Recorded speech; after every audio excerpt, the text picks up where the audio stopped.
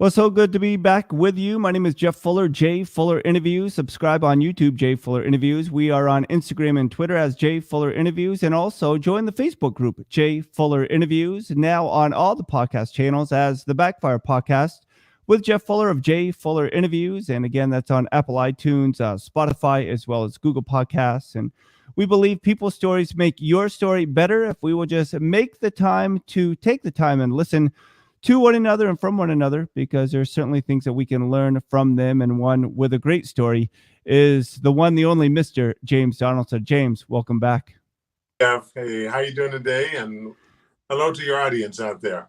Well, thank you so much. And you are one of my first return guests, and it's a privilege to have you back on. For those that don't know, you are over 7 feet. You played the position of center in the NBA, and you never shot a three-point shot, which is hard to believe in today's NBA. But behind me, there's a picture of you and Shaquille O'Neal, who is a large man. Can you talk to me about being 7 feet? When did you become comfortable in your own skin? Wow, probably not until recently. Now that my athletic days were way behind me, now I feel much more comfortable than ever before. The hoopla, the notoriety, the attention everywhere I go. Being a current NBA player back in the day, or a recently retired NBA player a few years ago, I still kind of look like a basketball player, but you can tell I'm a little bit older guy. And, probably used to play, so I don't get nearly the attention as I used to.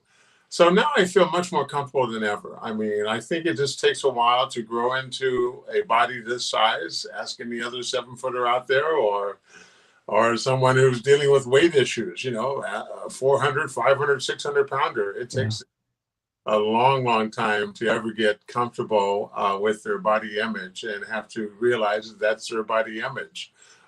So that's where I am now.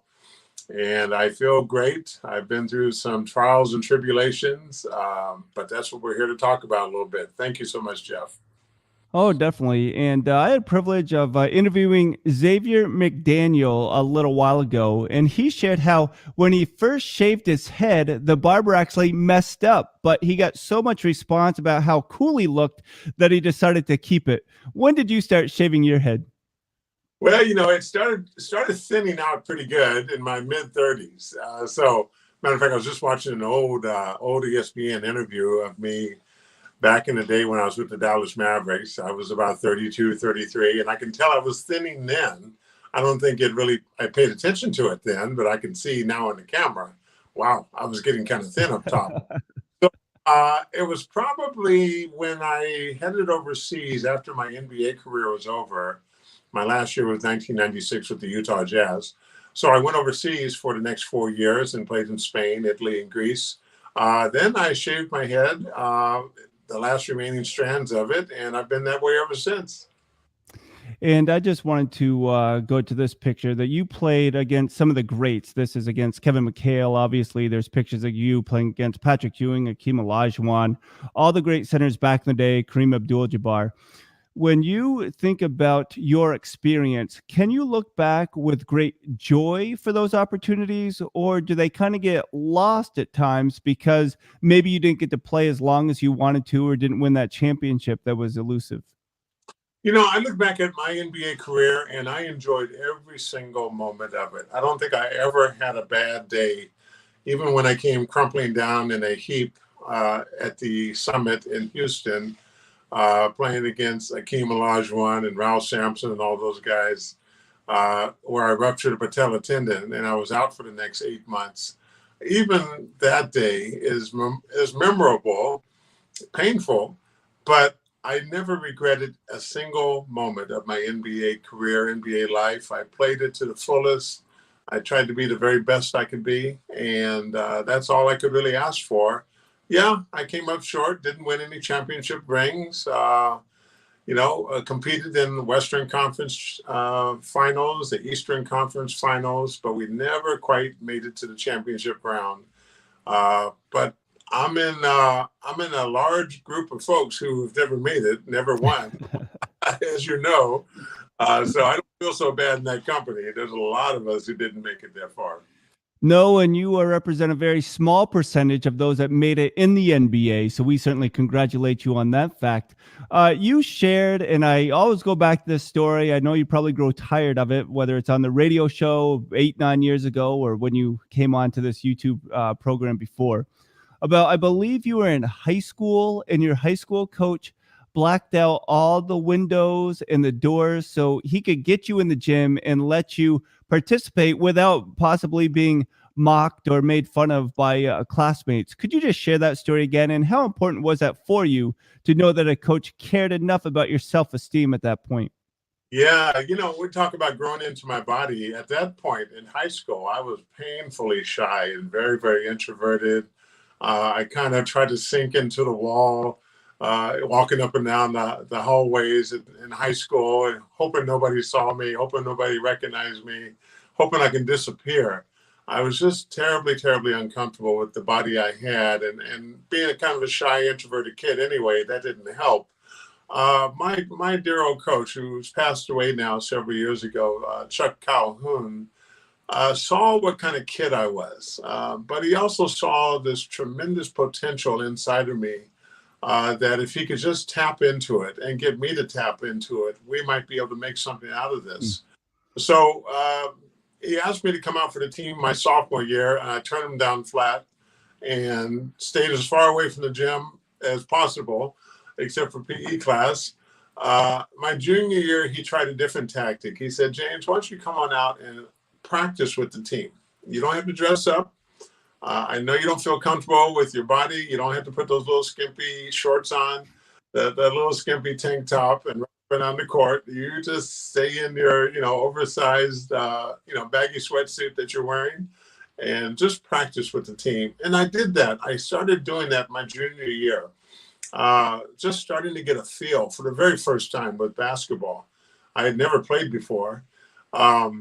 And what it was like to run up and down the court. I was running around this huge play field outside the high school. It was about 3 miles around. So I was running 3 miles every day, losing a tremendous amount of weight. I was pretty heavy and overweight at that time, junk food junkie and a typical teenage kid.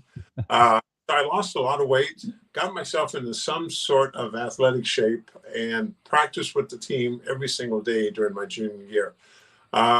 Coach also knew that if I was teased or mocked or something, I may run away and not come back. So he really took time to black out all the windows in the windows and the doors of the gymnasium that we practice every day with cardboard and newspapers and canvas and things.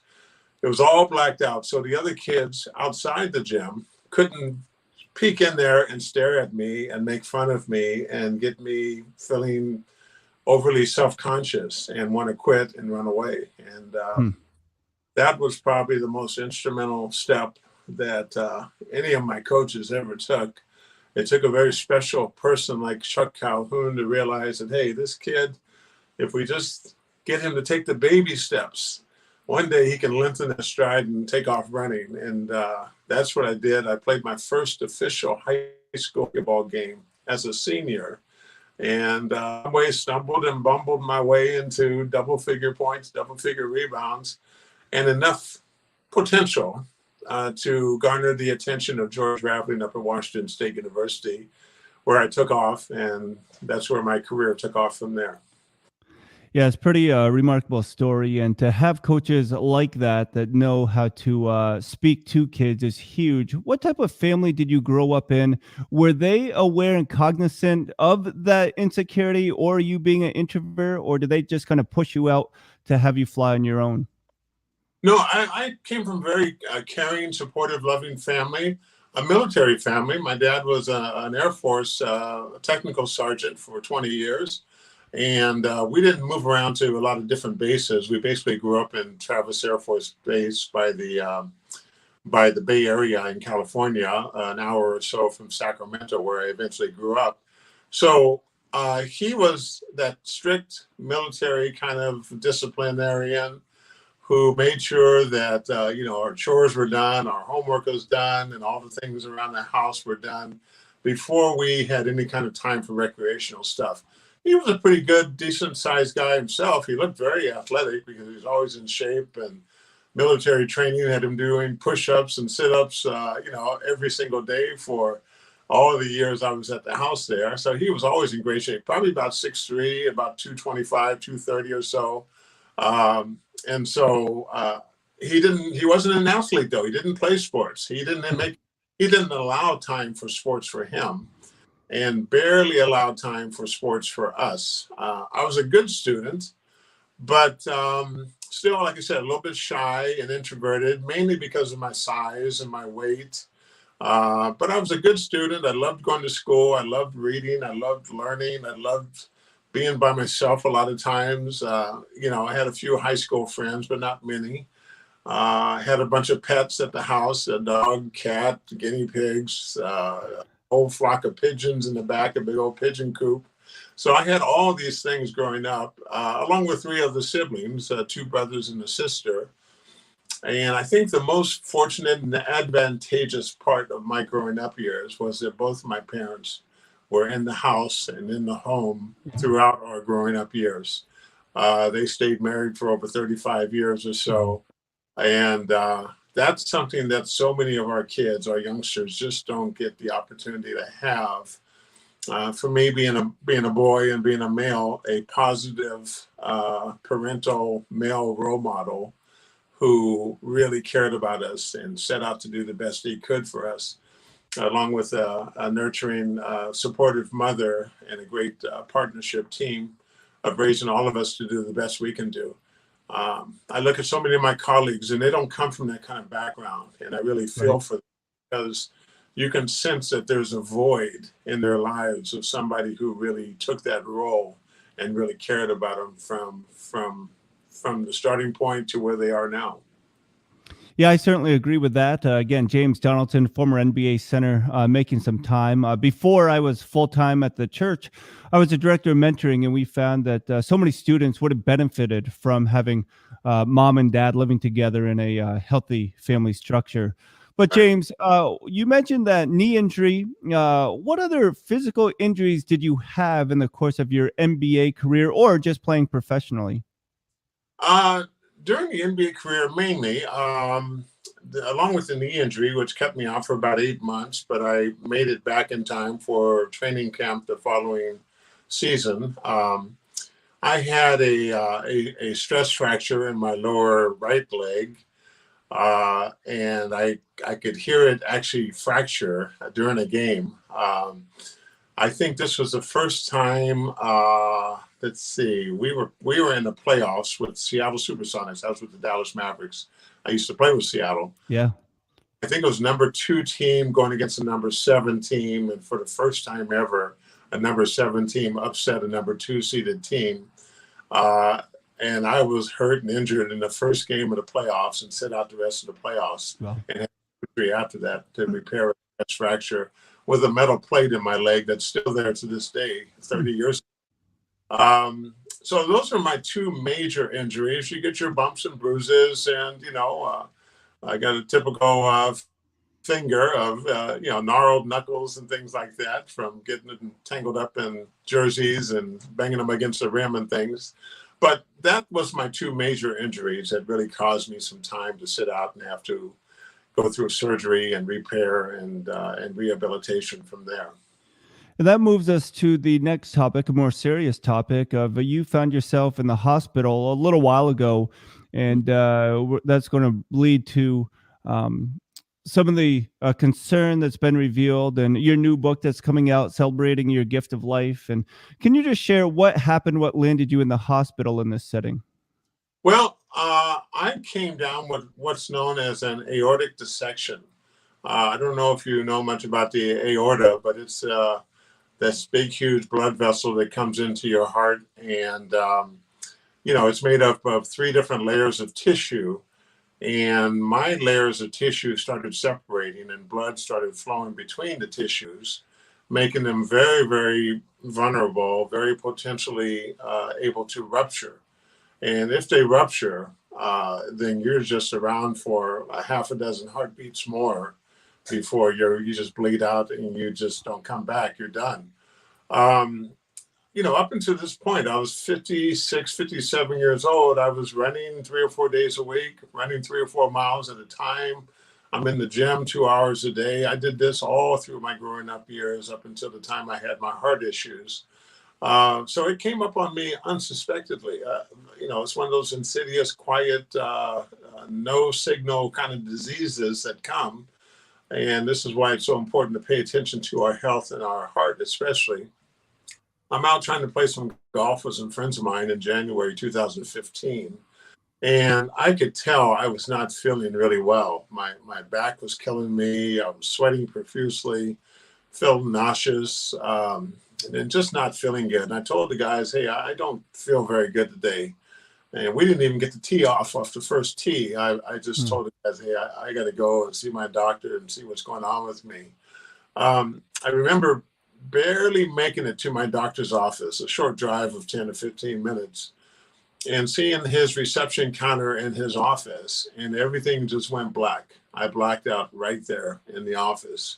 The docs, of course, being there, did a quick diagnostic scan, determined it was my heart that was causing the issue, threw me in an ambulance, took me over to the surgical center, and I had a 12-hour emergency open heart surgery on the spot.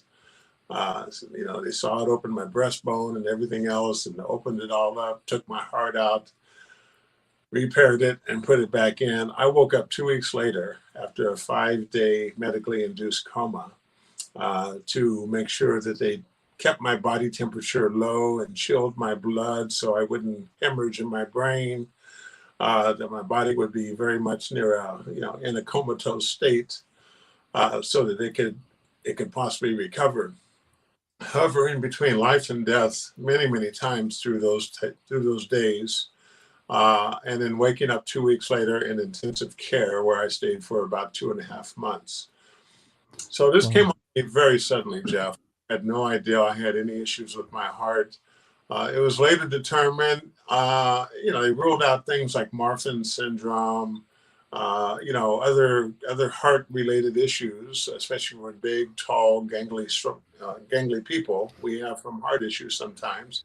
They think mine is just a genetic defect on my aorta, that at that point in my life, I probably had it all through my life, but as I got older, it started to degrade a little bit and cause a problem unaware to me. So that's what I went through in 2015. A follow-up surgery in 2016. So we did the ascending aorta, the top one. We did the descending aorta the next year in 2016. We did an arterial bypass here in 2018. And just this past February 2020, we did surgery for a partially paralyzed right lung, which is all related to the invasive procedures I had. So 4 major surgeries in 5 years. It was a lot, almost too much to bear.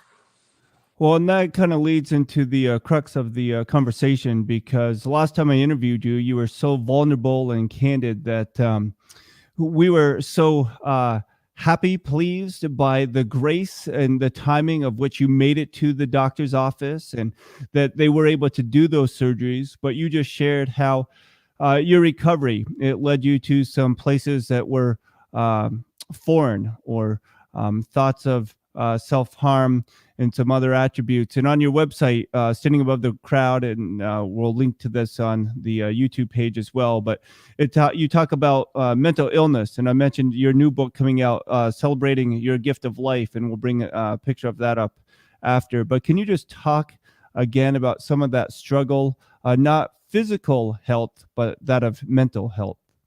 Yeah, well, I think it all was born out of my physical limitations all of a sudden. Here I am, a big, strong guy, athletic, always able to do physically what I wanted to do in life, being one of the biggest and strongest guys around. I could basically do whatever I wanted to physically. But after those couple surgeries, 2015, 2016, I was just a shell of myself physically. I couldn't walk up and down a flight of stairs without holding onto the handrail. I couldn't walk 3 or 4 blocks down the street without huffing and puffing and stopping to take a rest. Totally opposite to the life that I had enjoyed up to that point. Um, that was beginning of my mental downward spiral.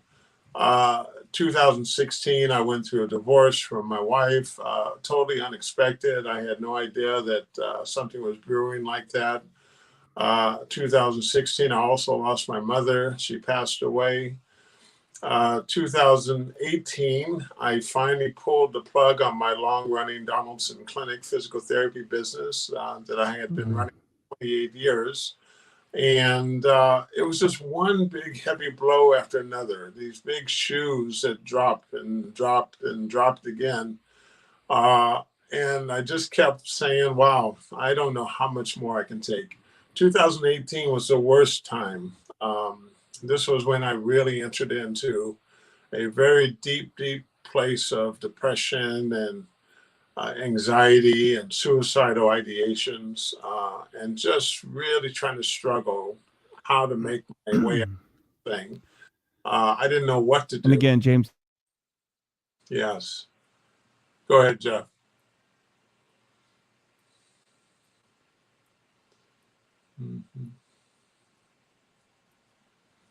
This back up shortly. And we just thank you again for making the time to listen. But James, I apologize for that. We're just sharing about the book, Celebrating Your Gift of Life. And you were just mentioning 2018 and what a difficult year that was for you. Yes. And so I remember a young college football phenom at my alma mater, Washington State University, Tyler Helinski, pulled a gun out on campus and killed himself. Here he was, the heir apparent to be the starting quarterback for the Washington State Cougar football team the next year. Talented young individual. And all of a sudden, after he passed away, everybody's out there trying to tell his story and say, hey, what a wonderful kid he was and all the rest of this. I don't know why that resonated with me so much. Maybe because it was my alma mater. Maybe because I can envision myself on that same campus 40 years ago. And I knew all the, Greek Row and all the apartment complexes that were mentioned in the articles. But it just really hit me and shook me to my inner core, where I said, hey, I don't want people out there trying to tell my story. If I took I want to hang in there and tell my story. And that's what really was the catalyst to motivate me to try to get through 2018. This was January when Tyler killed himself. So I had 12 months of pure darkness to get through. I saw my doctor after several sleepless nights, and I told him I can't sleep. I'm up at 2 a.m.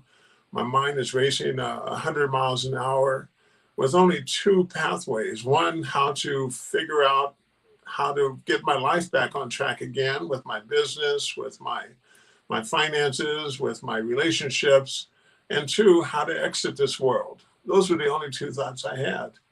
And I thought my doctor was only going to give me a simple sleeping pill or something and say, hey, take a couple of these and check with me in the morning. But he actually took the time. Like my old high school coach I mentioned, my doctor took the time and said, hey, let's sit down and let's talk. Tell me what you're going through. And he could see then, after I started naming off quite a few of these life stressors I was dealing with, I was having depression, anxiety, and suicidal ideations. He prescribed some prescription medication for me, which I took reluctantly, but I took it because he prescribed it. He got me some behavioral health counseling. And then on my own, I reached out to a small circle of friends and people who had been there with me throughout the last 30, 40 years. 2 of those who I co-dedicated my book to, one being George Raveling, my coach at Washington State University, and the other being Lenny Wilkins, my coach with the Supersonics. So both those guys were right there. If you can envision both of them on either side of me, just kind of being like a crutch and holding me up and walking me through this thing. This is how I made it through 2018. And it's so important that we have those individuals in our life, but it's definitely a credit to yourself that you are willing to reach out during those times. How has that helped you or prepared you to help others during this year of 2020 with not just the pandemic or the election, but also with the injustice and inequality that's taken place?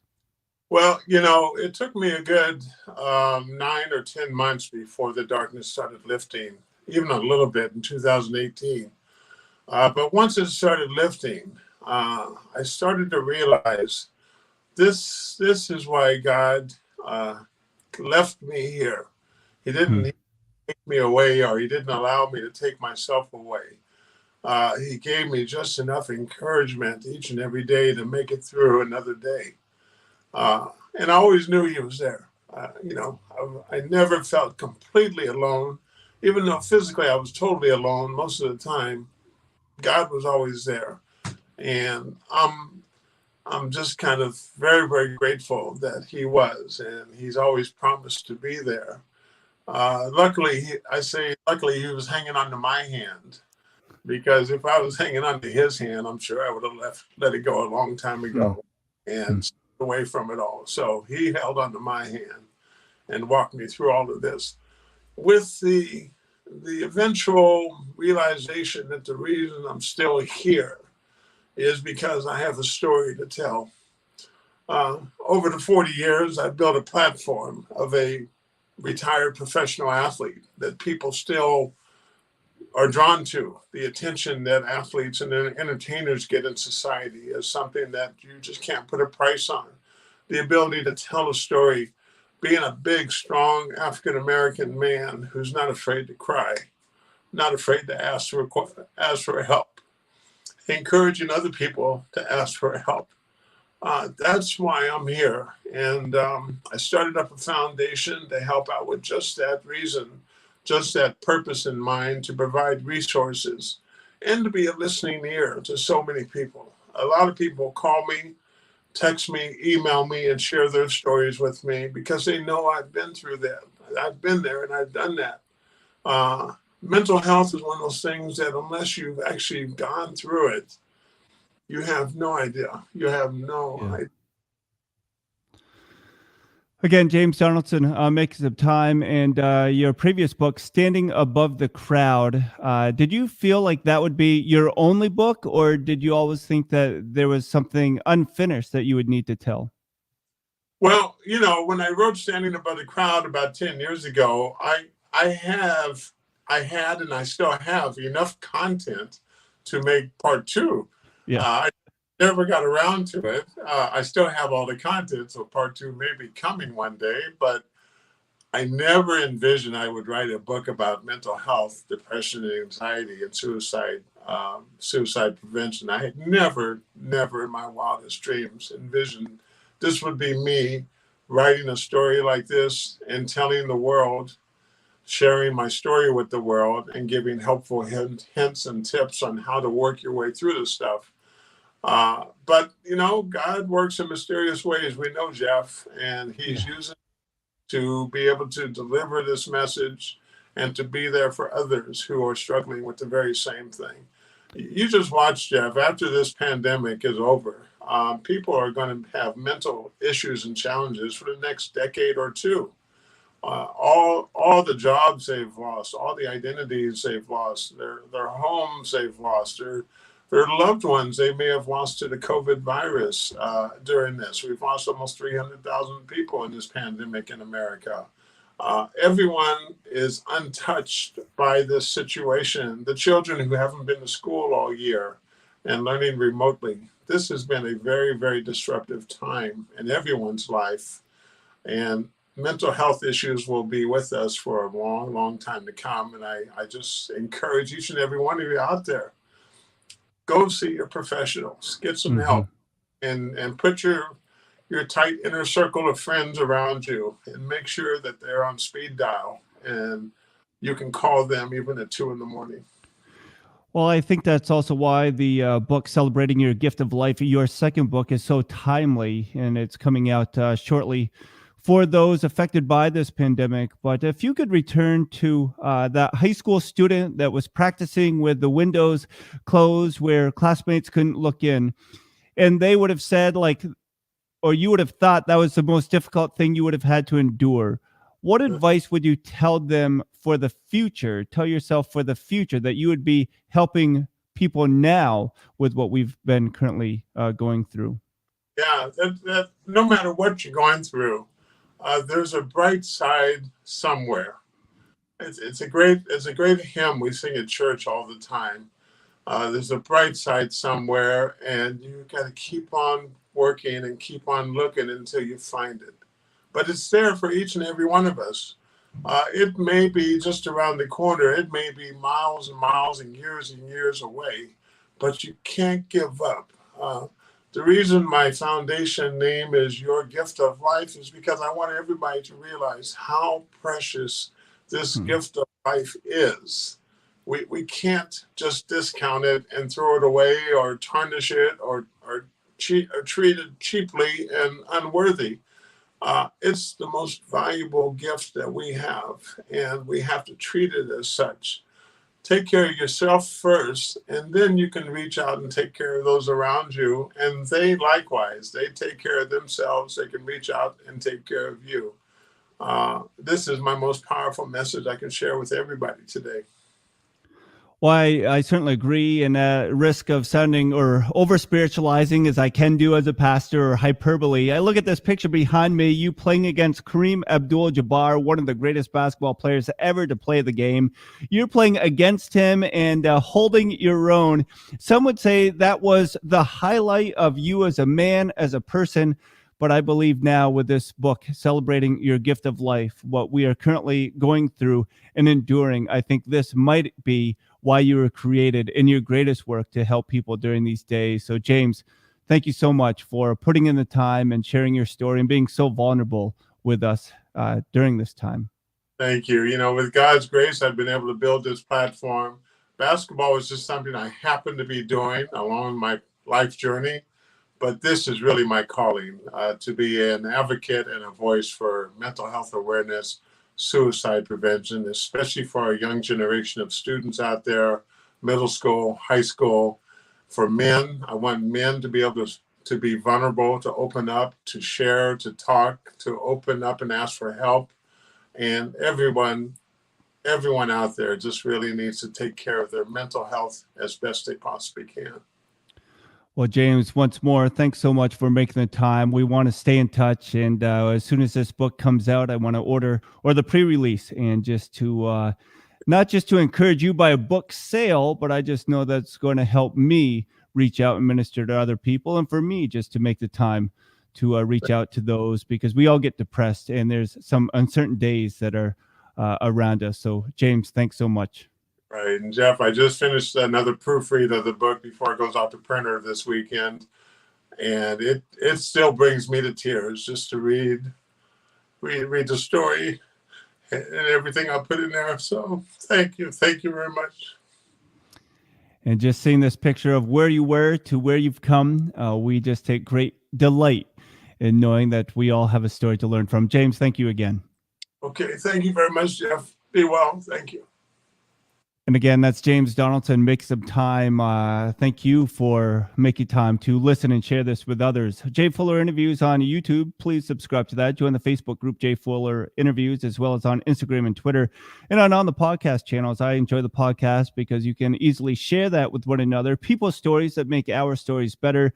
One, the only James Donaldson, sharing Celebrating Your Gift of Life. Make sure you check that out. In the show notes, we'll have the website as well, and the importance of sharing with others, how we can be there for one another, and especially during this time, not to limit the effects of mental illness, but to know that we together can get through those things as well. We thank you so much, and go get that book by James Donaldson.